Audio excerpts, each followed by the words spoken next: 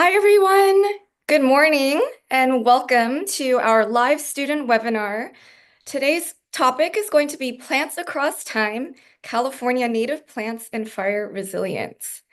We are waiting for a few more folks to trickle in, but while we are waiting to get started, please make sure that you are comfortable, get a drink of water, have a snack with you, and get something to write with if you might want to take notes or draw.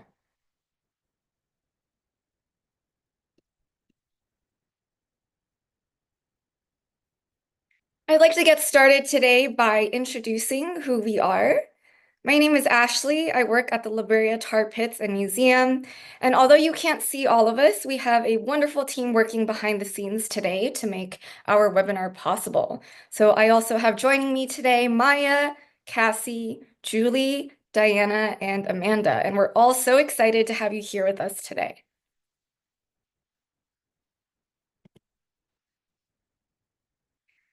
Now, today's webinar format might be a little bit different from what you are used to. Since we can't see any of you and you can only see us right now, we're going to use the chat function today to participate and ask questions.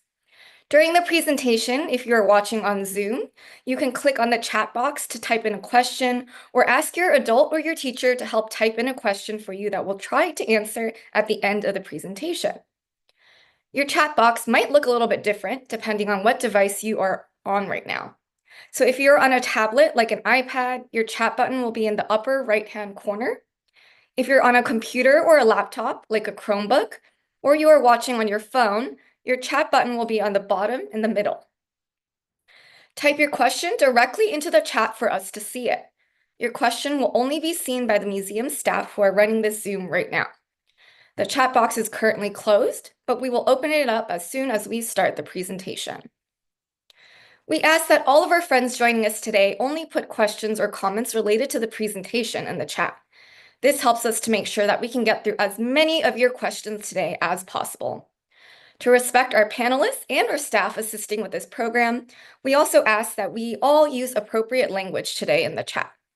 Folks who are not following our code of conduct may be asked to leave today's program. Today, we're going to try to get to as many questions as we can, but just in case we don't get to answer your question, I encourage you to record your ideas and you can do more research on your own later.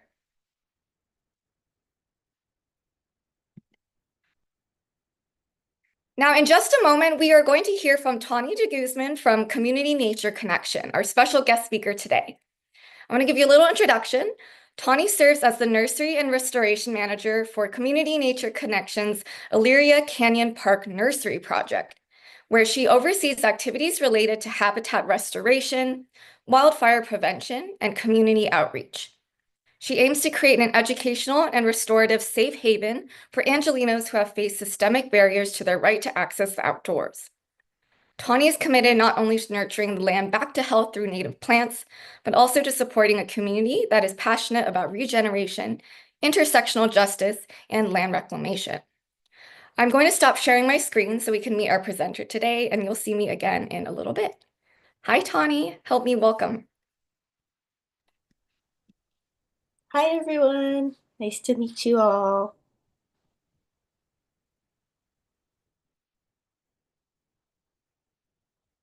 So thank you so much for the introduction, Ashley. Um, Again, my name is Tawny. My pronouns are she, her, they, them.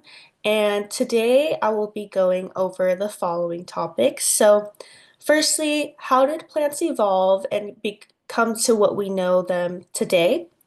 And then I'll go specifically into California and the relationship between plants and people. And then finally, I'll go into how fire has played an important role in our history and our landscape and what we can expect to see in the future with climate change. So we see and we use plants every single day and we need them to survive. But how did they come to be? So our first plants ever have evolved 700 million years ago, and our first plants were actually underwater.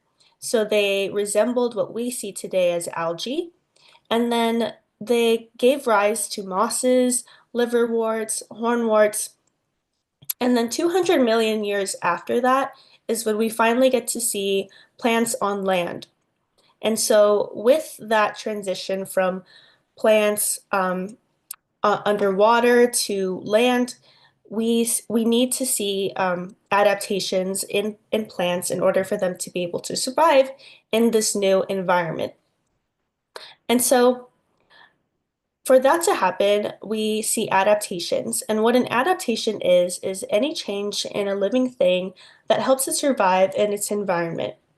So some of the land adaptations that were evolved in order to survive on land included a protected seed, roots, stomata, which were structures, nanostructures, um, allowing plants to breathe and exchange air with the environment around them, and leaves. So a lot of the land adaptations that we think of and are known to have been evolved for survival on land is our characteristics that we know of and think of when we think of plants today. So before the seed even evolved, we also had non-seed plants. Those are what we call our ferns today. And then after that, we sell our seeds and our conifers and our flowering plants. And the image on the right on the bottom is actually what we think is what our first land plants looked like after they had evolved from underwater. So they were really simple, no leaves, nothing like that yet, and they even look like they would live underwater. Go to the next slide. And so flowers themselves actually evolved relatively recently. The first flowers evolved around 130 million years ago, and they were really simple. They had these really simple leaves. The image on the top here is actually a simulated image of what we think was one of the very first flowers looked like. And so it resembles what today look like magnolias. And the reason that flowers actually came to be was in partnership with pollinators. And what a pollinator is an animal that moves pollen from the male part of a flower to the female part of a flower in order to help a plant reproduce.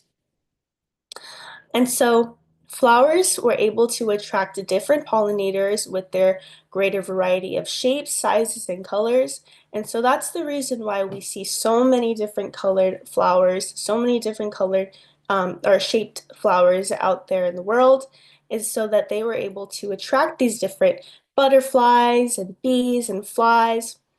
And we can go to the next slide to show you just how diverse even pollinators are. So bees, butterflies, moths, flies, hummingbirds, bats, those are all considered pollinators, and they all can only see specific flower colors, which is why, again, we have so many different flower colors and flower preferences that cater to each of these pollinators. And so go ahead and type in the chat what kinds of pollinators and flowers that you most commonly see where you're at. For me, I see a lot of bees landing on really bright yellow flowers like our California sunflower. I see a lot of hummingbirds and going to the like red tubular flowers like the California fuchsias we have here. And I'm really looking forward to all of the butterflies that we're going to see in the spring. So that's going to be really fun. And yeah, please type that in the chat. We can go to the next slide. So with all of this kind of pollinator and flower diversity, we also see a great amount of plant diversity just in California alone. And not just plant diversity, but also wildlife diversity as well. So what I'm going to be talking about are our native plant species. And what those are plants that occur naturally here in California. But when we say something is native to somewhere, we're saying that it naturally occurs in a specific region, ecosystem, or habitat. And so here in California alone, we have more than 6,500 native plant species just in our state. And that's in part due to um, adapting to the climate that we have here. Which we have is a Mediterranean climate, which is our hot and dry summers, and our cool and wet winters. So a lot of the plants that we have here have adapted to those kinds of seasons that we see annually. And so this climate has given rise to a diverse landscape. And when I say there's a diverse landscape, I'm talking about that we have a variety of multitude of plant communities. And these plant communities, what those are all these specific little plant species that kind of like to live together and have adapted to a certain ecosystem and climate. And so they tend to occur all together. And so some of those examples include salt marshes, prairies, grasslands, chaparral, riparian woodlands, and mixed evergreen forests. So the picture on the bottom right is an example of chaparral from where I'm calling from and here in LA. I see a lot of chaparral, and that's characterized by these like evergreen shrubs, kind of low growing. Some of them tend to go dormant in the winter, but usually it's not these huge tall trees, but these little, really cute little shrubs that you see. We can go to the next slide. And so the plant diversity here in California is great, but the cultural and the people diversity here is great as well. So prior to colonization, there were probably about between 500 to 600 different tribes with different diverse and distinct languages, at least 60 different linguistic groups, so 60 different languages. Um, there was an estimated total population of about 300,000 people. And so prior to colonization, there was indigenous people who had existed in California alone for 12 to 13,000 years. So people have been here for a very, very long time. And if you look on the right in the map, if you can see it, there's Los Angeles here in the corner. That's where I'm calling from. So I am calling from Tongva and Gabrielino land. Just up north, kind of where like the valley is here in LA, you can see some of the Tataviam peoples, and then even more up north towards the coast on Santa Barbara, towards Santa Barbara, you can see where the Chumash people were stewarding the land and living. And there was a lot of crossover and interaction between those different peoples. Go to the next slide. And so Indigenous people had and continue to have a really special relationship with plants that's really intimate and allows them to know how to take care of them, where to find them, how to harvest them in a really healthy and respectful way. And this has enabled them to know how to use them. And so the study of how people can use plants is known as ethnobotany, particularly when plants are used in these traditional ways, such as that used by indigenous folks in California. So native flora and fauna is really essential and um, intertwined with the everyday lives of the California indigenous people. So multiple people, all of the people, different peoples and tribes that you saw in the map before this slide had different uses for even the same species. So I listed some examples here. So the California poppy was used by the Yuki to alleviate toothaches, and the poppy was also eaten by the Sierra Miwok and used by the Wintu to heal newborn babies' navels. Dipterostomon capitatum and elderberry were major food sources for people. Surf grass was used to create chumash skirts, and Joshua tree roots were used in basketry, and I know that some of the parts of the Joshua tree are also edible. So as you can see, a lot of different peoples and tribes had different uses for the same types of plant species, and these are only just four of the many examples of the ways in which plants were integrated into indigenous peoples' everyday lives. Can go to the next slide. And so the basis of this relationship, this really intimate and special relationship that Indigenous people have with the land and with wildlife, um, is rooted in kinship and reciprocity.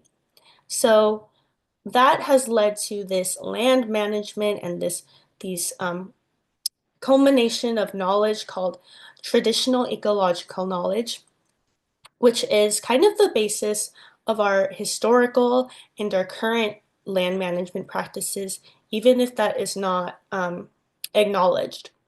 So, what this means is that Indigenous people view and recognize plants and animals and the earth as their own relatives.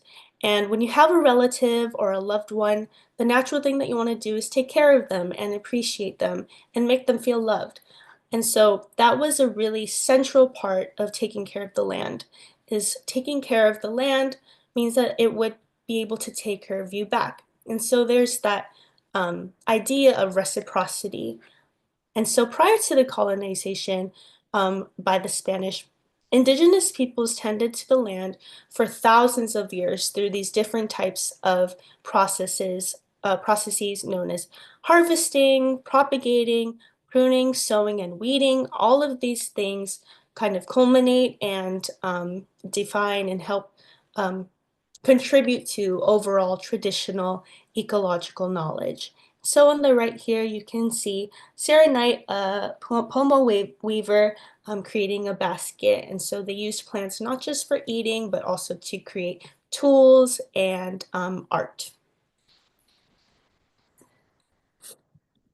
And one of the major and one of, yeah, what the most commonly used tool of traditional ecological knowledge was fire. So fire, when we think of fire, sometimes we think of it as being really destructive, not needed, not useful, uncontrollable, and just a very negative feelings towards fire, especially here in California because we had it about a month ago. That was really scary.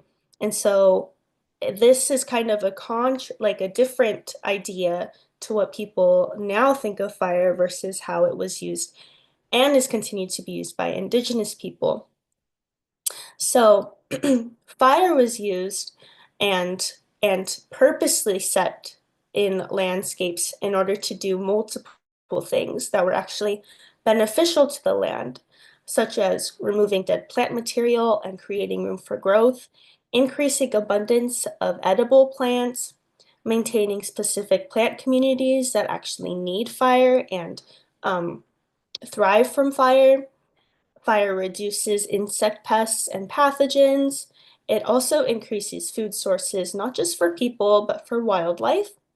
And it helps to prevent high intensity fires by clearing the way and making sure that there's not this overgrowth of vegetation that would contribute to a really high intensity, uncontrollable fire. So it's like preventing that from happening.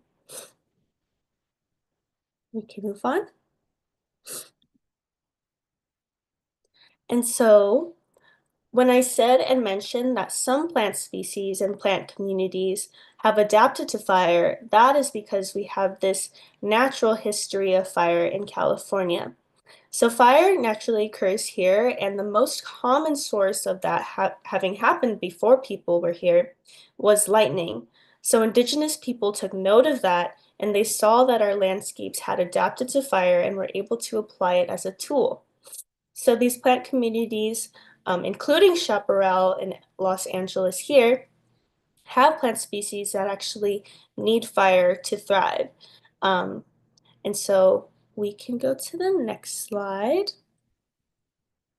Unfortunately, although fire was known to be a really beneficial tool in the 1900s during the conservation movement, people were noticing that with industrialization and land development and just an increasing number of people using the land and building houses and homes, buildings, that the plants and animal numbers that were once there started to decline. And so the government started to notice this.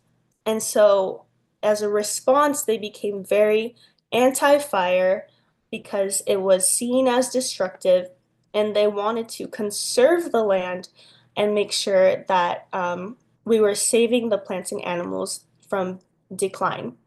However, we saw by indigenous people that actually using fire was helping to stimulate the landscape and bring back plants that actually need fire. And it was actually really, really beneficial not just to the plants, but to the animals as well. And so by using this kind of anti-fire idea, there was this accumulation of vegetation, of growth, um, and that kind of caused a problem in terms of climate change. And we can go to the next slide of climate change because there was this overgrowth and then this inclusion of these non-native plant species that were contributing to increased numbers of fires and higher intensity fires. And so we had already talked about native plant species, but what a non-native plant species is a species that does not naturally occur in this area. So that includes a lot of the really dry grasses that we see oftentimes in our landscapes. And so climate change, when I talk about climate change, is the long-term changes in global temperatures and weather patterns. Human-driven climate change is contributing to these more intense and higher number of fires, which we have seen as an example here in Los Angeles about a month ago. And that can be really scary. And so that has happened with numerous factors. It's our human-caused climate change, the introduction of non-native plants, and then our the fire suppression, the stopping of using fire as a tool. So those have all kind of conglomerated into a really scary time for us. But we have hope, and we can go to the next slide. So as I said, even though fire can seem really scary, we know and indigenous people have taught us and shown that fire can actually be very good and produce these really beautiful landscapes, really beautiful and healthy landscapes. So some species that rely on fire are known as fire followers. So some of them are shown here. So these are plants that grow after a fire occurs, and they particularly need a certain cue from fire, and that could be charred smoke or charred soil, it could be smoke, it could be increased sunlight from the clearance of vegetation. And so a lot of these we can see and might even be able to see after the fires have occurred here. Um, some phacelia, some fire poppies, some stinging lupins, some mariposa lilies. So those are some species that maybe we'll be able to see. And we can go to the next slide. And then some other species that have adapted to fire, to coming back from fire, are obligate seeders. These are our plants that rely on seeds to regrow after a fire. So that includes our ceanothus and our manzanita plants. We can go to our next slide.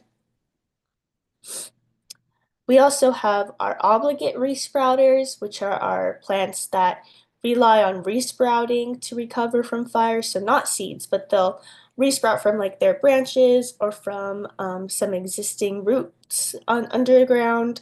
And that includes our toyon, which we see around the winter time, and our holly leaf cherries, and a lot of our oak trees. So scrub oaks and our coastlive oaks are all obligate resprouters.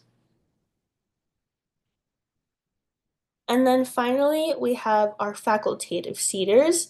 These are our plant species that can do both. They can do resprout and they can germinate from seed to recover from fire. Some really good examples of this are our chamise and our laurel sumac. And so all of the plants that I just showed you also have these ethnobotanical uses, like making tea, making tools, making art, that are all really useful to us so long as we remember to give back to them. And so all of this to say that although fire and the existence and progression of climate change is here, um, our plants are resilient, and so are we. So thank you so much for listening to my talk. I really encourage to check out the book Tending the Wild by Kat Anderson for more information. That's where I got a lot of my information for the talk here today. And please feel free to visit our website at communitynatureconnection.org to be updated on our upcoming programs. Thank you. All right. Thank you so much, Tani, for giving us that wonderful presentation. I hope you all enjoyed it as much as I did. I know I definitely learned a lot. Now we're going to have some time for our Q&A.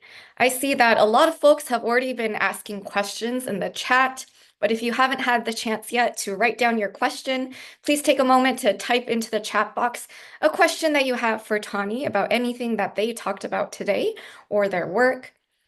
I'm going to read through some of the questions, but as a reminder, we might not have time to get through everyone's questions for today. So please, I encourage you to write down your questions so that in case we don't get to it, you can do some more research on your own later.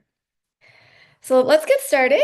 Tani, a lot of folks are wondering a little bit more about your background and the work that you do. So Ian is asking, are you a plant specialist? And Rio is wondering if you're a gardener. I don't consider myself a plant specialist, but I guess a plant enthusiast. I love them a lot. They're more, I guess, formalized trained botanists, but I consider myself an environmental educator and environmental justice advocate who loves flowers and plants. Was there another question to that? What do you love most about teaching people about plants? Hmm. I think I really enjoy the sensory part. So if we were in person, I'd be able to show you some plants that maybe are edible or smell really good. And I just really enjoy being able to see people experience plants in a way that maybe they haven't before. And Rio is wondering, what is the lifespan of a plant? Are you able to go over that a little bit? Sure, yeah. It differs by species. So, very generally, there are annual plants, and if you think of the word annual, it means 1 year. So, annual plant species complete their life cycle all in 1 year. So they grow, they reproduce, they produce seed, and they die all in 1 year. And then there's other plants called perennial plants that do that, but over multiple years. So those live longer, but it just depends on what species you're looking at. Thank you so much for that explanation. At the beginning, you spoke a little bit about why some plants live in different climates or temperatures, and Callista is wondering why can only some plants live in certain temperatures? hmm Yeah, it's all takes time, right? Like it all takes time to grow and adapt to a new environment. So, if the weather or the climate changes really quickly or drastically, and it's something that a plant is not necessarily used to or equipped with the adaptations that it has, then it won't be able to um, adapt in time in order to survive. So plants are very temperamental in terms of where they're growing and what kind of climate they've been adapted to. You also spoke a little bit about the very first plants and how plants have changed. And Calista is also wondering a little bit about why plants have changed so much. Why are they so different now? hmm Yeah, I've talked about, I guess, human-driven climate change, but climate change is a natural kind of occurrence throughout time. And so with climate change, that is also it kind of going back to my other answer. Climate change is also going to affect not just the plants on Earth, but also the animals and the way that they've adapted to that kind of change. And so with that kind of long-term change is why we see so many different evolutions throughout time. Great. Now we have some questions about the fires that you were talking about. Denise is wondering, do all plants need fire? No, not necessarily. And that's why California is so special because we have such a unique and deep history with the natural occurrence of fire, but also the way it was used as a tool. So plants outside of California maybe not don't necessarily need fire, but yeah, a lot of the plants here in California, actually, a lot of seeds, we use like liquid smoke in order to trigger like the seeds to grow or something like that. So it's very location dependent. Definitely not all plants need fire. And that leads really great into Carrie's next question. Why do some seeds need fire to sprout? Is it the temperature or what about fire that helps them? Yeah, there's a lot of different kind of processes at play. It could be the temperature, it could be the nutrients that is provided by the charred soil. It could be what's inside the smoke. So a lot of it is kind of chemical or kind of that physiological process like within the plant.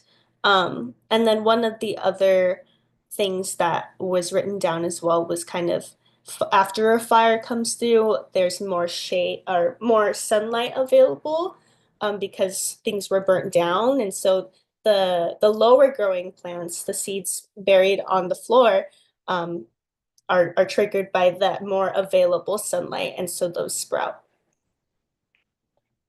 Great, so you can see there's definitely a lot of different reasons. Deanna is wondering specifically about California poppies. Are California poppies fire followers? The fire poppies are fire followers, but the California poppies themselves are not. I don't know if they would like or germinate better with fire cues, but we see them pop up at the nursery all the time without kind of that fire like trigger. So I would say fire poppies, yes, and California poppies are not. Okay, so there's a difference between fire poppies and California poppies. For those Mhm. who might be unfamiliar, could you share if they look a little bit different? Yes, yeah. The fire poppies, I think it's actually in the slides. Oh, there's yeah, this one here. So the one at the very top, the orange one, is the fire poppy. And then I don't think I have, or actually I do. I have the California poppy in another slide. If you go back, uh, right, this one. Yeah, the one on the bottom left is our California poppy. Thank you. So the fire poppy is a lot like more intense, brighter. And then the California poppy is a bit more mild. Did I say the fire poppy? Yeah. Yeah, I didn't even know the difference, so I learned something new today too. Continuing on a little bit more about the fires, Hazel was wondering, how are some plants able to survive fires? I think earlier you shared a little about how non-native plants and native plants respond differently to fire. How they survive fire. Yeah, there's different kind of methods for some plants. A lot of different adaptations. So Um, I was talking about the obligate seeders, so those are ones that need to come back by seeding. There's also the resprouters that come back from like their still alive like roots or branches or trunks after a fire comes through. A special plant that I'm thinking of is like the California black walnut actually has like this ability to sprout multiple trunks from its like main trunk after some sort of disturbance. So a lot of black walnuts have like multiple trunks. And so a lot of species have really specific fire adaptations as well. Now, transitioning into a little bit of a different topic, some folks had some questions about pollinators. Matthew is wondering, what kind of insect is the best pollinator? I guess it depends on what you mean by the best, and um, it depends on also, I guess, which plant you're looking to. to be pollinated and to be reproduced. So it really depends on which one you're looking at. But that's a good question. Um, and if you go back to kind of like the that pollinator color chart, you can kind of maybe predict what the best insects and yeah, thank you. The best pollinators would be for different types of flowers that you see. So maybe you can go outside and find a flower and predict maybe a butterfly would like this one because of the flat top flowers, or maybe a fly would like this one because of the white flowers. So it really depends on which plant you're looking at. And a follow-up to that question, also from Matthew, are bees dangerous or are they helpful? Bees, bees, I think if you are disturbing them or if they're being aggressive, then you don't want to be with them, or you want to keep your distance from them so that you're not stung. So in that way they are dangerous. But in the way that they pollinate things, they're really beneficial to the environment.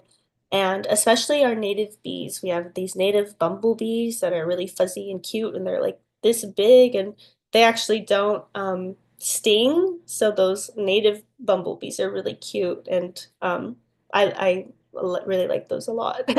I don't think they're dangerous. We have a few questions about the indigenous communities that you talked about. Denise is wondering if you could share maybe some other plants that indigenous people use and what they use them for. Maybe one or Mm, two more examples. hmm Let me see. I think just off the top of my head, I know that willow is used a lot for weaving and basketry. And I also know that a lot of sages, so black sage, purple sage, and white sage are all really popular uses for teas. Um, and so I would not encourage consuming anything that you don't know what the effect is until you've done your research. There's also really good books on those types of things as well. There's also some like edible plants as well, like golden currants have really yummy little yellow berries. Um, and again, yeah, elderberries are edible too. But yeah, I don't want to speak too much on like indigenous uses because I'm not indigenous, but I think the book that I provided is a really good resource as well, and I'm sure there's other really good resources to look out for. Thank you for sharing. Clark is wondering, did people tell the indigenous people to stop making fires, or are they still making fires today? Yes, so from my understanding, there was a lot of policy behind um, no fire. And even today, even if you go into like the Angeles National Forest or the Santa Monica Mountains, it's really discouraged that any type of fire or fire starting source is taken into those areas. And so even like smoking would be illegal in a lot of those natural areas because of the fire risk. So policies were put in place by the government in order to stop those practices from happening because of those anti-fire thoughts and feelings and sentiments. So it was, yes, were stopped by the government. Mhm. All right, and we're going to wrap up with one last question. Do you have a favorite plant? Yes, yes, I do have a favorite plant. It's called the chocolate lilies. You can find them in the Santa Monica Mountains. They're really pretty. They're like these brown leaves, and they're really or brown petals. They're really pretty, and I love chocolate, and I love that that's the common name for the flowers. So I encourage you to look up chocolate lilies. I will definitely be looking that up later. Thank you again, Tawny. Thank you so much for answering everyone's questions. Thank you, everyone, today for participating in the chat. And if we did not get to your question today, please make sure that you wrote down your questions so that you don't forget, and you can do some research on your own later. I'm going to go back to the slide again that has Tawny's recommendation for a book to check out called Tending the Wild by Kat Anderson for some additional information. So thank you everyone so much for joining us today. I hope you have a wonderful rest of your day wherever you're participating from. Thank you and bye. Thank you.